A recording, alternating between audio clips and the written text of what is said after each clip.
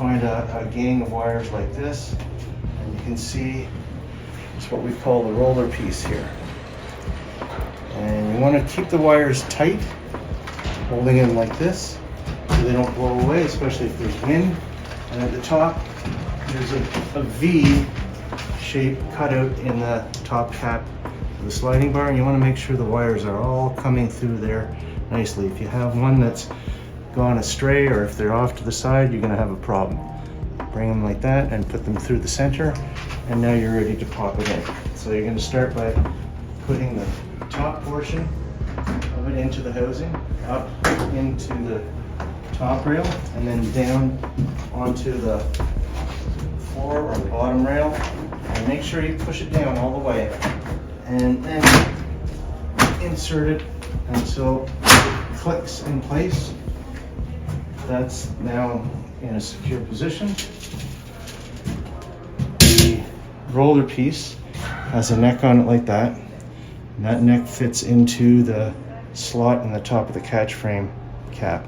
You'll put it in there first like this, and then to snap it in, put your thumb right over top of it and just go like that. If you try and push it from here, you might break the neck off of the roller piece, and that would be a bit of a problem.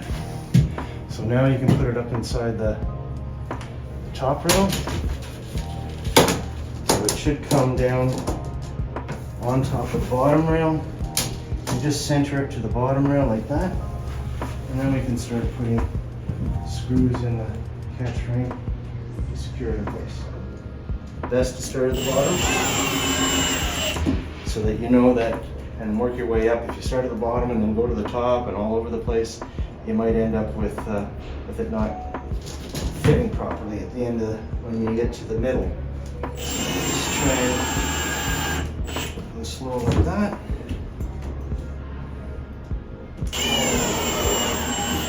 You don't have to worry about these wires hanging down. They'll be adjusted in the next step. 6 screws on the catch frame, bottom to the top. Make sure they're all in there nice and tight. Okay, now we're going to adjust the wires, and you're going to grab the gang or group of wires like this with your finger from in between the top 2 screws, black screw, silver screw. Grab them, pull them down so that they vanish inside the top rail. Loosen only the silver screw here, and just a little bit, loosen it off and drag it down. Loosen it off and drag it down so the wires are now taut. So you want to drag it across the opening several times until the wires find their final resting place. Make sure that there's no gap, or that the gap at the top is the same at the bottom.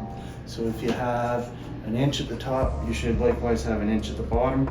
There may be a slightly larger gap in the center, but that's fine, because once we put the sliding bar on, it's going to take care of that. If you find that it's a little bit too loose, you can tighten it up again, moving it only this bottom screw here, or the silver screw, 1/8 of an inch at a time. Each time you move it, up or down, 1/8 of an inch each time, and then back to perfect.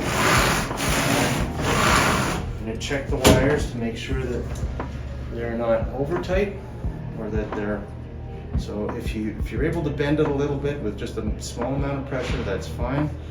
If it's not bending at all, in particular the top one, then you want to go to not this silver screw. There's only 2 silver screws.